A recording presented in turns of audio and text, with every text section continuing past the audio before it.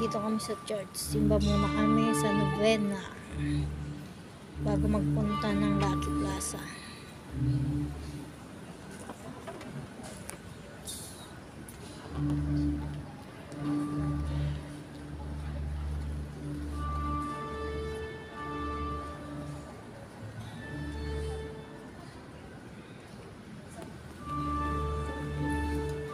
Nakapasok din kami kasi maaga kami nagpunta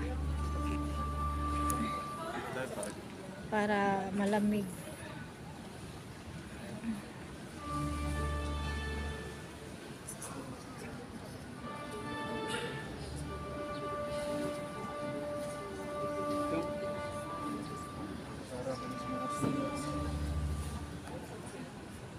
Maluwag pa, wala pang ganong mga tao. Konti pa lang nagsisimba. Maga pa kasi.